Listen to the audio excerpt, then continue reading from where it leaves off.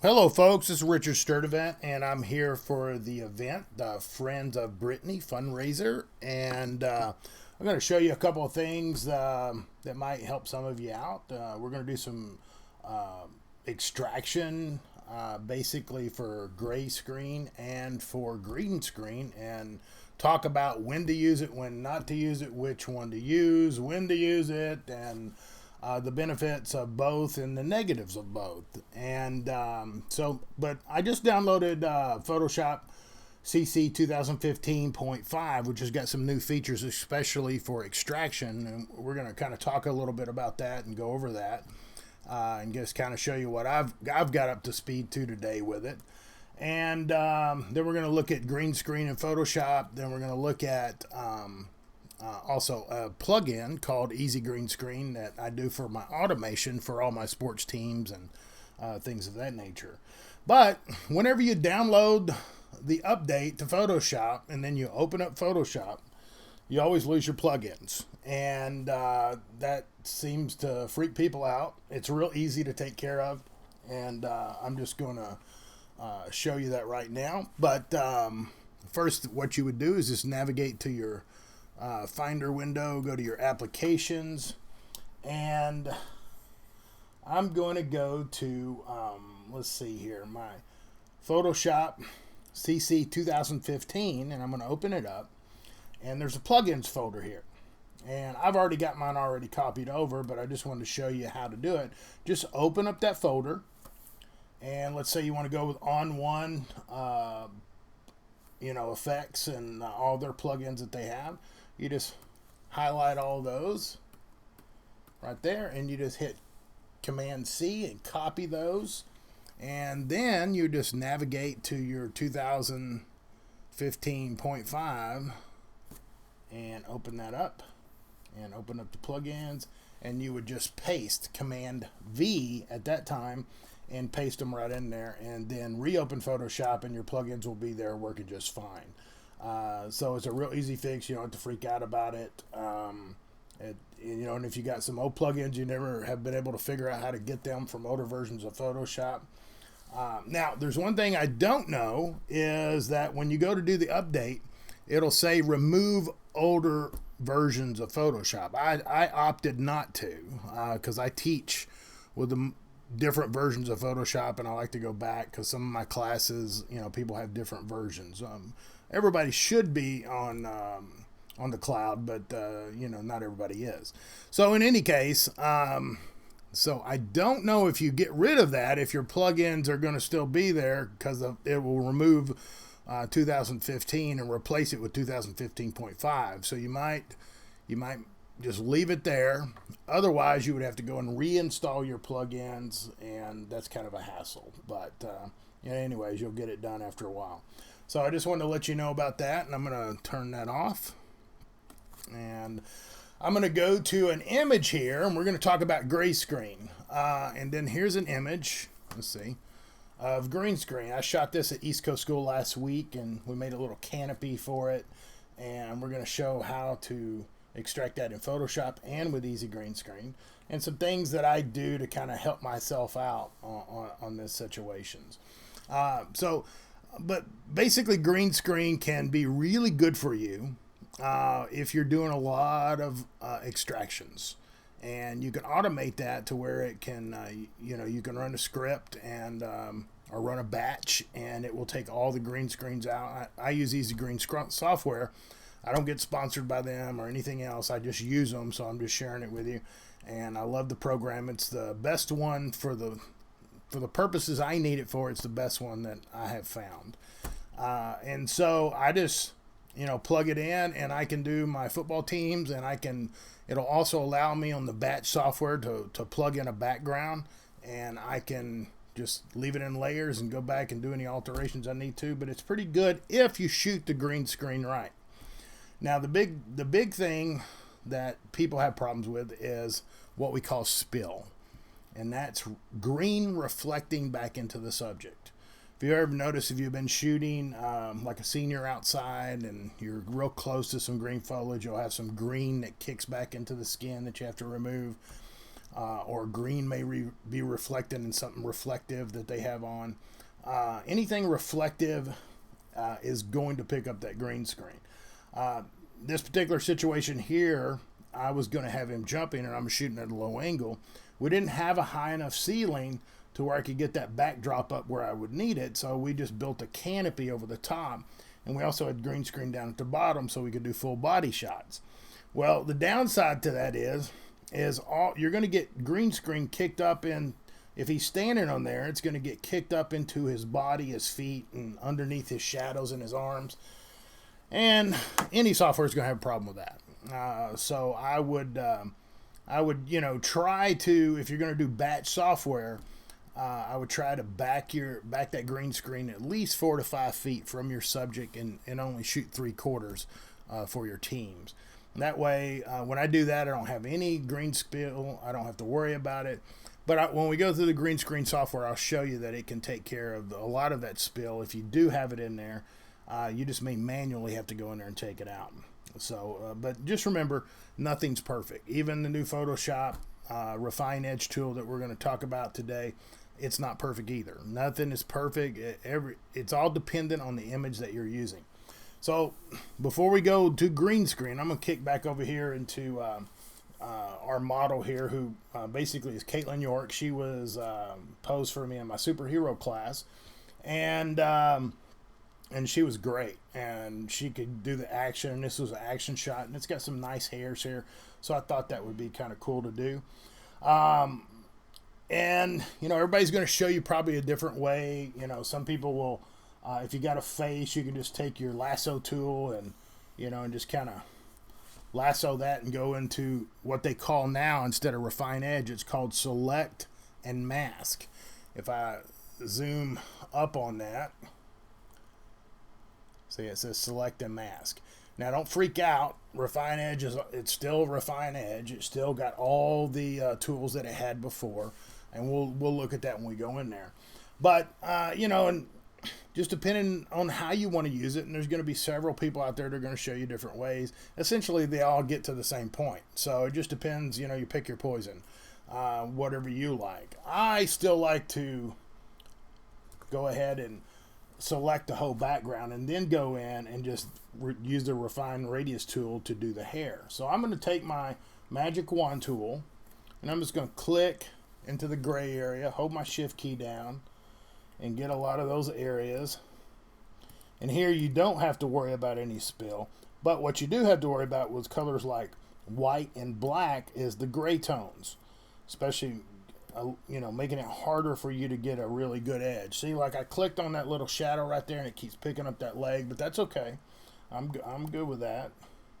I'm not good with that. So, and I'll click here. Oh, that one's a bad one. So that right here matches too much of this up here in her chest, so I don't want to do that. I'm just going to hit Shift W and switch to my brain went quick selection tool. My brain just went blank. I've been speaking a lot lately, so I'm kind of tired. And I'm just going to go around and get those little loose places around it using my quick selection tool. Now I've got all the stuff around the edge. Excuse me. And so what I'm going to do now is I'm going to right click and I'm going to select inverse and I'm going to put the selection on her because I selected the background. Now at this point I'm just going to go in the inside and just kind of swipe across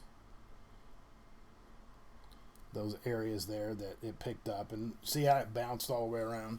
Now you can hold your Option key if you didn't get everything on the outside and just pull up in here.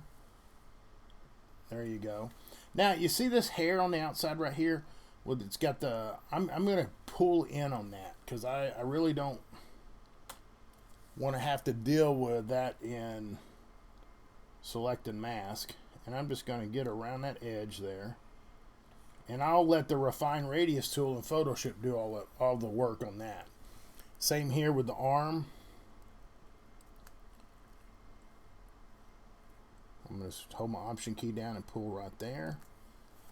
And also on this little hair there. And then up here on the hand, I'm going to zoom in. You see all that gray, that lighting that's hitting that rim light? It can pick up a lot of that stuff. So you may want to go in there, and even the Refine Radius tool is going to have issue with that because it's so close to the value of the background that it's going to get a little confused.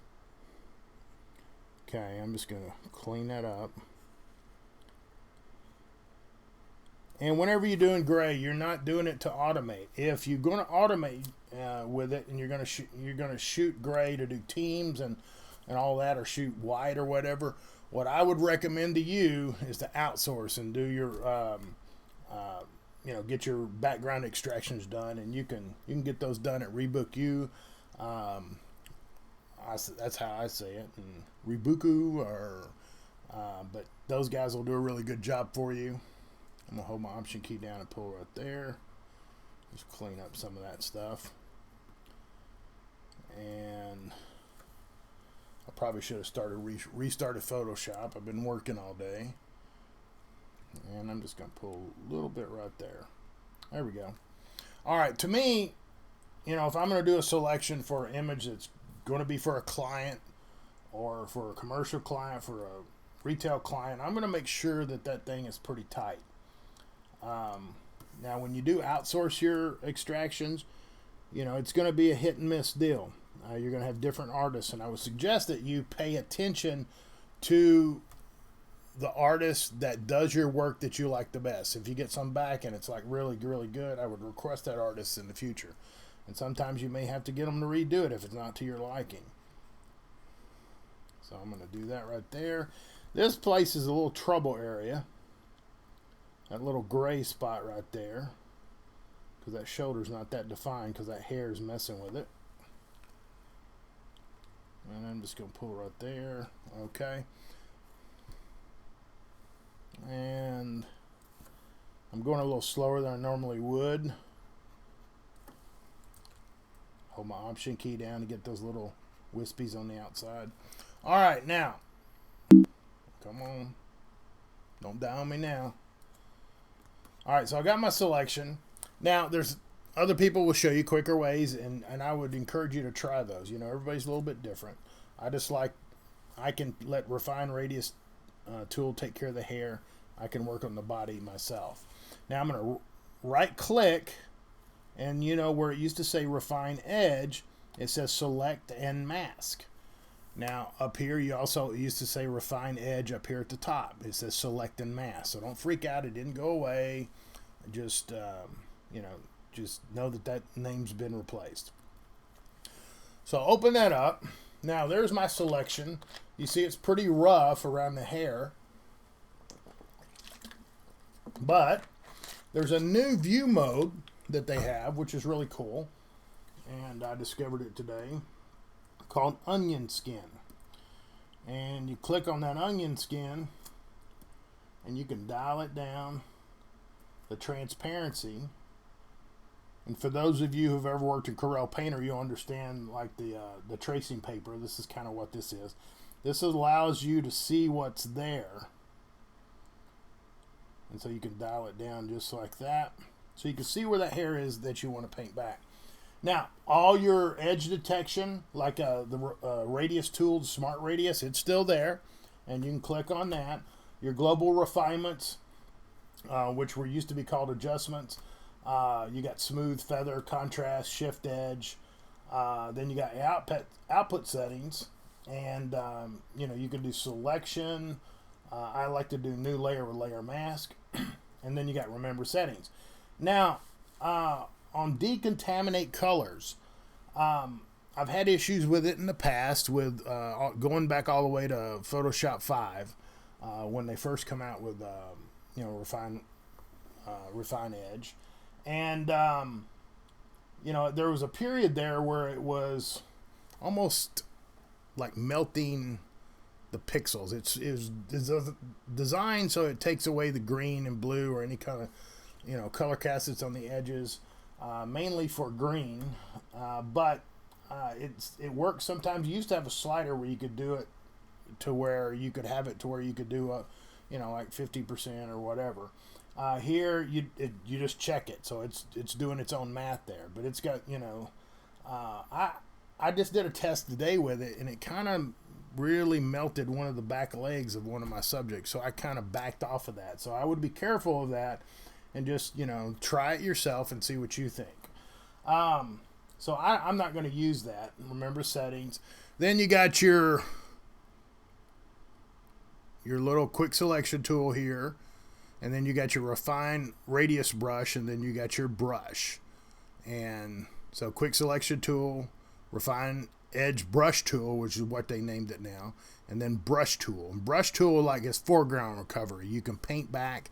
This will actually do the calculations around your edge. It'll take the gray background that you've selected to remove, and it will calculate what you've selected to keep, and they'll make a decision on how much to bring it back. But I want to show you something really cool. Let me take this down right about there. Let's zoom in, and I'm just going to make my brush a little bit bigger here. And watch this. I'm going to go real slow.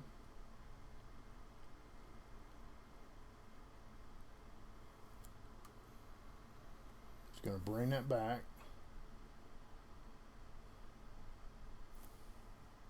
Oh, I'm sorry. I hit the wrong brush. So I'm going to go right here. And you can see it's calculating all the way around the edges. So you may not even need to do any global refinements. See how it's bringing that hair back? Give it a minute. Look at that. Let's see if I take it all the way up. See how it's bringing that hair back right through there. And here it's really choppy. So I can come around here, bring this down a little bit, just see what I'm painting. And go right around the edge. And like I said, you're going to see some images that just are perfect with this. And you're going to go, oh, this thing is the greatest thing. And then you're going to try it with another image and it doesn't work as well. That's okay. Every image is different. There's always going to be some manual work. I don't care what kind of image it is. I'm going to go around the edge there. Okay. Now I'm going to come up here underneath her arm.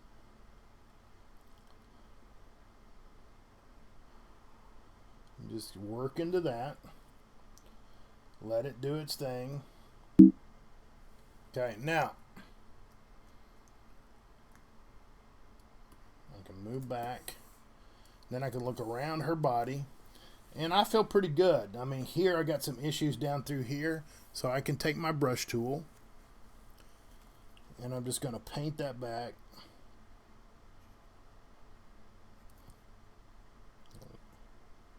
Let it do its calculations.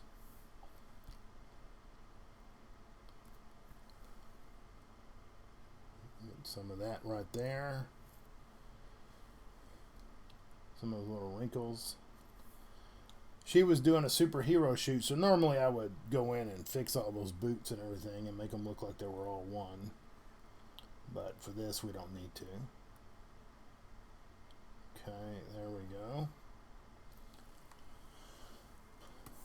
All right, now, so far I've been really pleased today with, any kind of haloing that it's producing. Now I can come back to my refine radius brush. I have to keep remembering these names. They change them all the time. See, when it hit that, it did a lot of figuring. It keeps shifting. It's really kind of weird when you're looking at it. I'm just going to go around the edge. I'm using a littler brush on the edges here.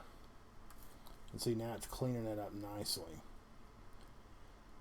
I tried some bigger brushes like with this gray with the black, and the more I got into there, see, I got so much gray into the glove that the bigger brush kind of took a lot of that out, and I had to go back and paint it in. Let me get a drink of water here. Brittany, we love you. And thank y'all for checking in on this video, and thank y'all for participating and helping.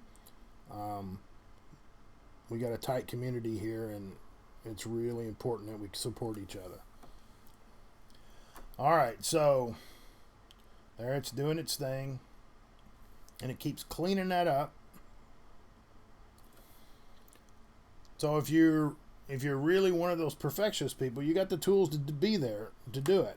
I'll usually get it to a point where I know what will show and what won't show, and that just comes with experience. Let's do its thing.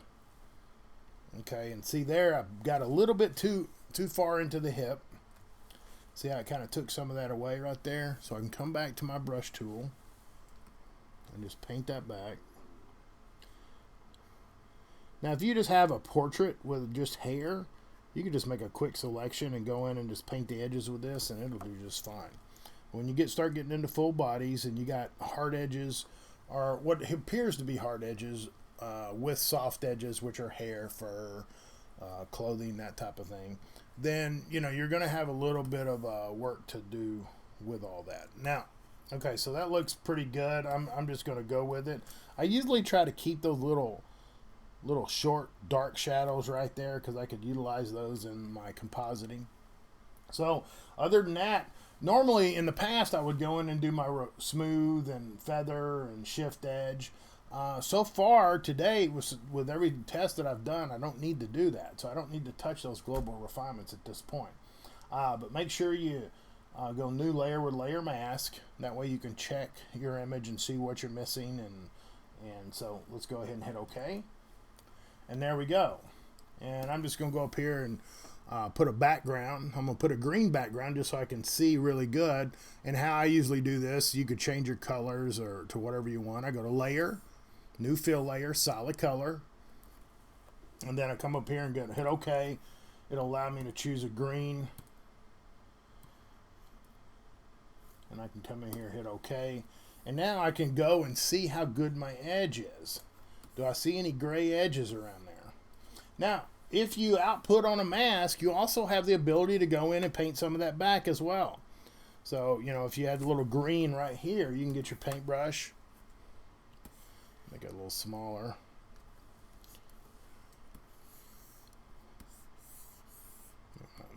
And let's go to 100%. Let's paint that back right there. Very cool. And yeah, it did a really good job. That was against gray, and we're looking at it against green. There's no haloing whatsoever. So Photoshop, Adobe has really kind of stepped it up here, and I thank them for that. Now I'm going to turn this background on and see what this hair is missing right through there. And so I can take this green, bring it down, and I can kind of see where I need to paint here. And I can just get on that and paint that back. Like I said, there's always going to be little things that you have to do. And I would usually get a soft brush and feather that through there. There we go. And look at all those fine little wispy hairs. We're looking pretty good. All right, so that is it on that. I mean, we're looking pretty good. I think if you get in there and start playing around with it, you'll be good. We're going to set her to the side just for a second. We're time permitting, we're going to come back and do something else. But let me go back over here to the green screen. Now, I shot this against a green screen. I'm going to crop it because I don't need all that extra stuff. And I'm going to crop it right there. Image crop. I just made a selection and then cropped it. You don't have to use the crop tool if you don't want to. Now, another thing I'll do is I'll come in here and I will select this green color here, take my paintbrush, and you see this little line, I will just come and paint that out.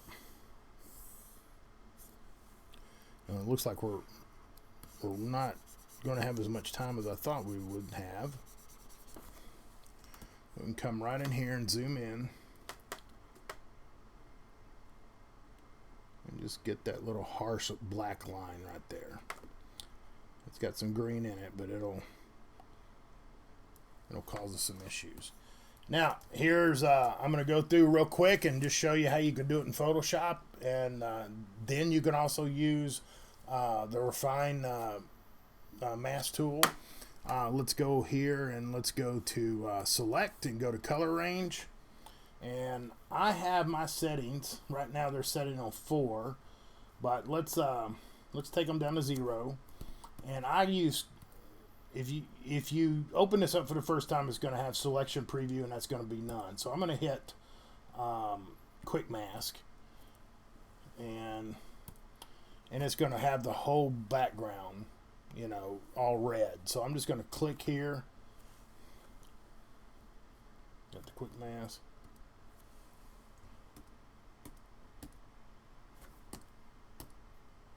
And I'm just going to select in some of those areas. You can go up here. I'm just doing sampled colors. You can go up there and do green. And just hit all those there. And I can take my fuzziness up. And see, there we go. We start getting all that really cool stuff. And there we go. We got a selection. Just hit OK. Now we just select inverse. Nope. We'll select inverse there, and then we'll go into select and mask. And let's see what we got here. We got the transparency, and I'm just going to go around his hair real quick. Let me get my radius tool here, radius brush. I'm just going to paint around his edge of the hair. Look at all that hair it just brought back. Okay, so there's several different ways that you can use this. You can come over here. There's a little green halo on his skin, so I'm going to come up here and let's get rid of that. Okay, there it got rid of that, and around the fingers. Alright, that looks pretty good. And you can also, if you want to, you can come in here and shift your edge, and we can go to about a -7 on that and cut into the image just a little bit in case there was any green showing through. And we hit OK. And see there, I went out on the selection. For some reason, it's not remembering that setting, and I'm going to have to figure out why not, because I just downloaded it today. But since I didn't do very much to it, I can come up here and I can go to my properties. Hold on, let me click on the mask. I'll just go back to select mask. Okay, go here and I'll just take my shift edge to 0 since I've already did it and it already made the selection. And down here, go on your output settings, output to new layer with layer mask. Hit OK. There you go. Now we're going to come up here, and this time we're going to do a layer, new fill layer, solid color. Hit OK, but we're going to do a gray this time. And hit OK. Now, we did get some little bit of, see, it did really good around most of the areas here. But we did get a little bit on the hair, on the halo in there. And sometimes that hair picks up green. All right, so I'm going to show you how to fix that real quick. Just make you a little blank layer over the top of that. Put that layer in color, and I want you to hold your option key down and click right here and go command hold your option key and just click between the layers. Sorry about that, my tongue's running over itself. I want you to select black, or select the color from the hair. Let me get my brush. Okay, and then you can just paint it over the hair there. Use sampling the color from the hair. Okay, now you see this skin right here? There's a couple little halos there. Sometimes you're going to have these problems. No, we don't want that. We'll get that edge right there. Take care of that. Then we'll come in here and select that brown hair again and hit that little eyebrow there. Now we see a little bit around the edges, some of that spilled into the black. So we're going to just go with black. And we'll select his gi there. And look at that. You don't even have to be accurate with that, except when you get around the skin. Just take care of that there. That looks good. Paint that. Watch this. Whoop, gone. And we can, and when you get down here, make your brush a little bigger. Just hit. And that's all black anyways. And then you can come up here, and there's a little bit on his skin there. And see, we can sample that skin there. Now I'm going to take my brush down to about 20%, make it a little bigger, and I'm going to feather that color into the skin. There we go.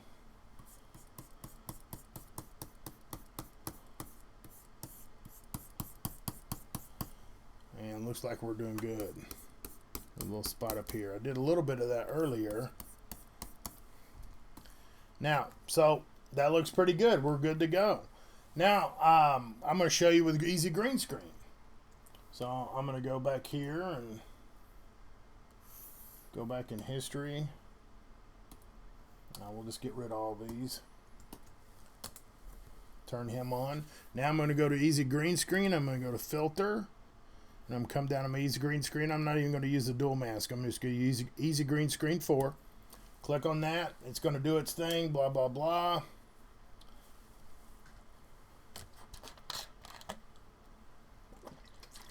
Most images will take from 9 to 12 seconds. Here's your little window you get right here. You can come up here and adjust the mask. You can come down to foreground recovery. On some of that stuff is kicked up in there. Just go to 100% on that. That's going to bring a lot of it back. You can feather your mask if you want to, or you can come in here and go halo chop if you got any halo, like that little green that we had. I'm going to do it by 1 pixel. It's going to cut into the subject. See, it took that little green line away from there, and that was really cool.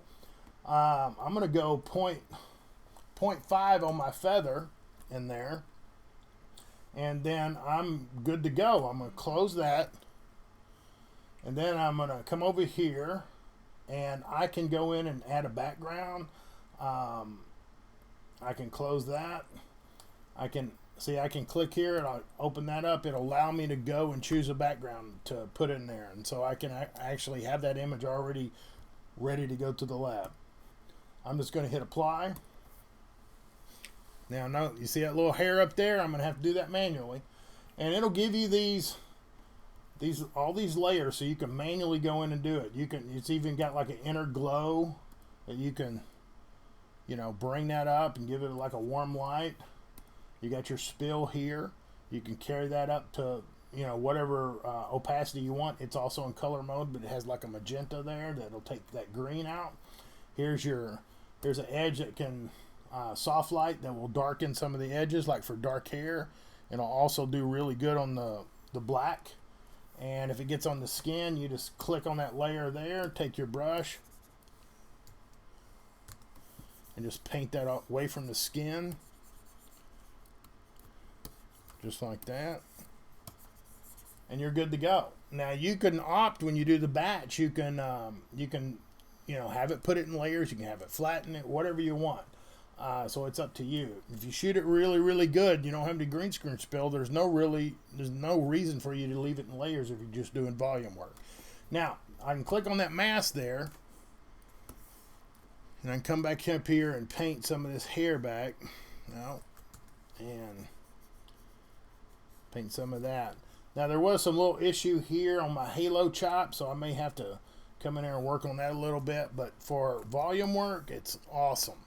And if I'm doing it for artwork, I go in and I'm doing artwork to it anyways, but it gets me 90% there. And so anyways, we're running out of time, and I thank you for showing up. I wish I had more time to do more, but you guys, thank you for supporting Brittany, and y'all have a great week. All right, bye-bye.